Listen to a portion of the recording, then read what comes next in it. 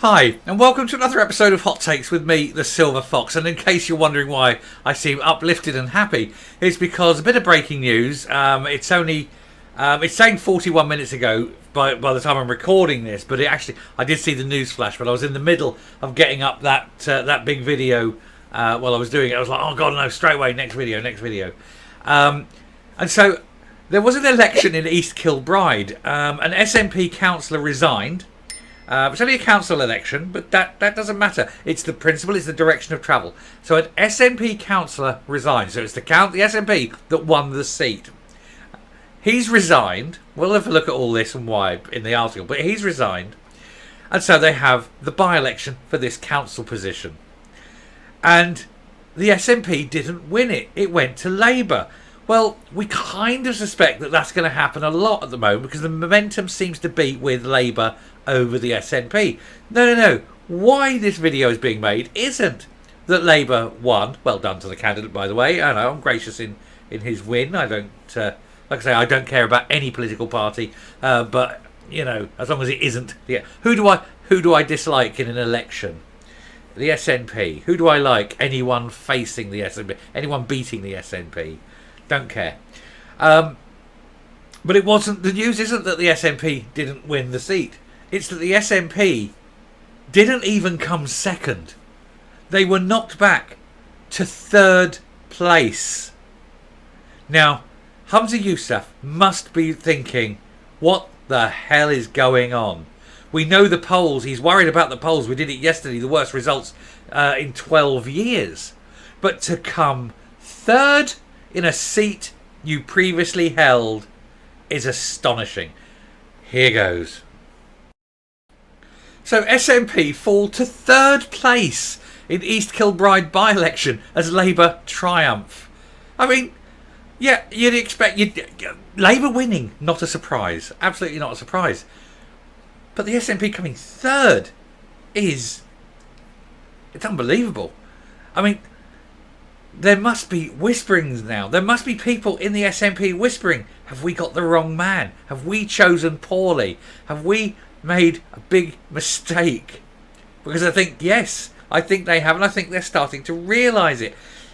When the party that was holding the seat, and the party that still claims to be the voice of Scotland and we're the biggest party in Scotland, can't even come second in a council seat it held. It is fantastically bad, isn't it? And that is, of course, why I am wearing a rather large grin, and I don't apologise for it. Anyway, we'll have a look. Scottish Labour have defeated the SNP in a council by-election, with Humza Yousaf's party pushed into third place. Labour candidate Kirsty Williams won the election in East Kilbride West in South Lanarkshire with 40% of the first preference votes, up 14 percentage points since the council elections last year. While the Tory party's Bill Dorrian came second on 26%, a rise of 6 percentage points. The SNP's Robert Gillies won 23%, down 31% it took to win this seat in 2022. Excuse me. Just 26% of those registered in the ward turned out to vote. It was an incredibly low turnout. I mean, that was a depressingly low turnout.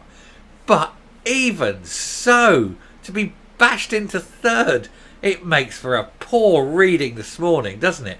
Old Humza Yousaf, his porridge will be very salty from all the tears falling into it. Labour and Lib Dems have run the council as a coalition alongside one independent councillor with support from the Conservatives since the local government elections last year. East Kilbride West was called after the SNP councillor Ali Salamati, I hope I'm pronouncing his surname right, I do apologise if I'm not, resigned in May this year. It is the second council by-election win for Labour in the Scottish Central Belt. That would be after Bells Hill, of course. In recent weeks, with the party gaining the Bells Hill ward from the SNP in North Lanarkshire. That's after the Jordan Linden event, Jordan Linden debacle, I suppose. But it's going to go on. That Jordan Linden story has much to run yet. The police are investigating quite stiffly, I've heard. Labour candidate Anne McCrory gained Bells Hill in her first preferences with almost double the vote taken by the SNP. And so it's giving you the direction of travel. Scotland has had enough of these morons in the SNP, and it's voting for the idiots in the Labour Party. But God help us if it ever votes for the absolute clowns in the Conservative Party. And don't even get me started on the Lib Dems. And I refuse to even mention the absolute cretins of the Greens. Anyway, you see, I'm equal opportunities. I hate them all. Please don't think that I'm sitting there because I'm anti-SNP, I'm pro-Labour, pro-Tory or anything like that. I'm not. I care for people. You people. That's who I care about. People are important. Political parties are filled with narcissists and psychopaths and are in it for their own gain. It's people that matter every time, and that's how we need to think. Stop giving your allegiances to these parties that don't care one fig about you. They just want your vote every 5 years to make themselves feel good and keep them in port and cheese, isn't it? And champagne, depending on which party you're in, of course. Beer and champagne and port, little ladies' drink for the Lib Dems. And anyway, I don't know why I said port was a little old lady's drink. Anyway, the SNP's double losses in Lanarkshire are an early electoral setback for Mr Yousaf, who faces the prospect of a Westminster by-election in Rutherglen and Hamilton West.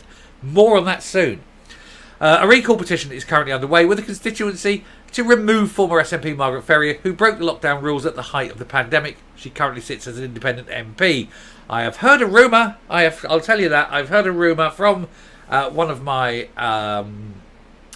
Hamilton and Rutherglen and Hamilton West spies, not really a spy, just someone who happens to live there, went along, and he has seen that there are a lot of signatures, and his estimate is that they have hit the 10%.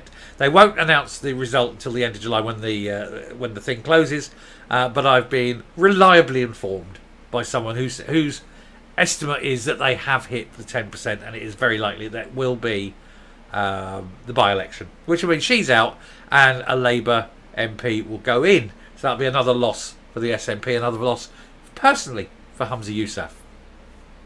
Anyway, a series of polls have also pointed towards heavy losses for the SNP at the general election expected next year, probably autumn next year. 6 SNP MPs, including the party's deputy leader at Westminster, Mary Black, and former Westminster Ian Blackford, have announced their decisions not to stand again. And I don't think they'll be the last. I suspect more will stand down. And the very actually, I've just seen the line on the next line. Noting the election result on Twitter last night, MP Angus MacNeil, suspended by the party earlier this week, reportedly following a row with its Westminster Chief Whip, wrote, "Wake up call after wake up call after wake up call will continue to be ignored." I suspect Angus MacNeil will wander around across the floor and go and sit as Alaba. I really do. I think he will go. I think he's heading up to the back teeth with the SNP. Truly do. Anyway, Councillor Salamati's branch convener Jackie Harris said at the time of his resignation in May, work is taking Ali overseas, and rather than take the approach of other parties and continuing to take a councillor's allowance while not doing his job, he's done the right thing by electors and offered the chance for them to elect another SNP councillor. And they decided that they would vote for another councillor, but just not another SNP councillor. They went the other way. And so did everyone else. And so, unbelievably and quite marvellously, they're third in a seat they held. Wow, that is a judgment. And I'm coming up. I don't know if there's anything I can add to that story. It is just spectacular that these people who they go around just assuming that they will be elected as, God's chosen people kind of thing. And they wander around so arrogant that they think that they are the ones. They're always going to be the ones. They're always right. They're always the people's favourite. And it must come as quite a shock when they don't win. But it must be an absolutely astounding, astonished level of sheer befuddling brain. They will not be able to understand even the concept of what third means. To them, there is no third. It's win or second. That's it. And you'll be unlucky to come second. Third is nowhere. Third is absolutely nowhere. And if that's repeated across the country, boy, are they in for a shock at the next election. And here's hoping it will be an absolute routing. It's possible at the end of the next Scottish Parliament elections that the SNP will be the Greens. You know, there'll be the 6 or 7 of them, and hoping to form a coalition with whoever hasn't quite got a majority. Nobody will let them in. They'd probably rather do a deal with the Greens. The Greens are morons, but heavens, Betsy, they're not the SNP. It is. Anyway, I shall round off there with the grin on my face. Thank you very much for watching. I do hope that you consider this one good enough to hit that subscribe button, because we do like to motion towards it, get a bit of momentum ourselves and move on up. Because every subscription really helps with the metrics, and every like helps with the metrics. So do hit a like as well, and get the message out. And until next time, stay safe, stay well, and remember, you can vote for other people other than the SNP. And people are starting to realise that. Bye.